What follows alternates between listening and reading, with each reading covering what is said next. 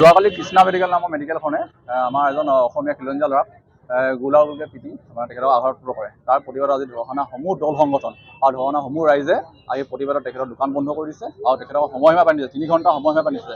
যদি তেখেতে 3 ঘণ্টাৰ ভিতৰত যদি আমাৰ ধৰ্ষণা ৰাইজৰ ওচৰত যদি ক্ষমা নোখোজে, তেখেতৰ দোকানখন অনিৰ্দিষ্টকাললৈ বন্ধ থাকিব আৰু তেখেতৰ ওপৰত ৰাইজ আৰু দল সংগঠনে বিহিত ব্যৱস্থা গ্ৰহণ কৰিব। আচলতে তেখেত এজন পেচেণ্ট হয়। তেখেতে আমি জনাত তেখেত 45 দিনত কোমাত আছিলে।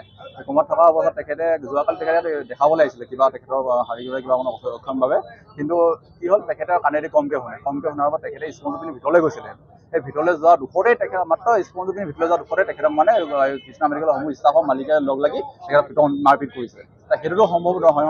যিমান যি হ'লেও এজন কাণেদি কমকৈ কিবা এটা ভুল কৰিছে, তেখেতক ভালদৰে বুজাব লাগে। কিন্তু সেই বুলি যে তেখেতে আইন হাতত তুলি যে তেখেতক যে গুড়াগুড়িকৈ পিটন দিব সেইটো কথা নহয়। আৰু তাৰ প্ৰতি তাৰ সেই এগেইনষ্টতে আমি চবেই এই প্ৰতিবাদ আৰু তেখেতৰ চেষ্টা বন্ধ কৰি দিছোঁ। আমি মুঠতে নহয় খিলঞ্জীয়াৰ ওপৰত যদি কোনো অনা অসমীয়া তেতিয়া যেনেকৈ নেক্সট আৰু হাত নুতুলে তাৰ প্ৰতি আমি এই আপোনালোকৰ মাধ্যমৰ যোগেদি ধৰ্ষণাবাসী ৰাইজৰ ওপৰত এইটো সদৰি কৰিছোঁ। নহ'লে ধৰ্ষণাসমূহ দল সংগঠন আৰু জাতীয় সংগঠনৰ আৰম্ভ কৰি ধৰ্ষণাবাসী ৰাইজে বহুত কঠোৰ ব্যৱস্থা গ্ৰহণ কৰিব। কিন্তু আপোনালোকে সকলোৱে জানে যে ঢকুৱাখানাত কালি এটা জঘন্য কাণ্ড সংঘটিত হৈ গ'ল।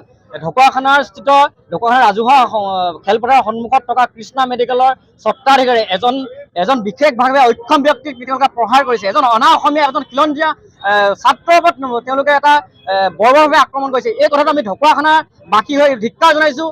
আমি লজ্জিত অনুভৱ কৰিছোঁ। আমি এটা আশা কৰিছোঁ যে তেওঁক আমি এটা সময়সীমা বান্ধি দিছোঁ। 3 ঘণ্টাৰ সময় যদি এই কৃষ্ণা মেডিকেলৰ স্বত্বাধিকাৰী ৰাজু চাহৰ লগতে তেওঁলোকৰ যিসকল কৰ্মচাৰী যদি ৰাজহুৱাভাৱে ক্ষমা নোখোজে, কিন্তু ঢকুৱাখানা দল সংগঠন ঢকুৱাখানা ৰাইজ কিন্তু ক্ষান্ত নাথাকিব।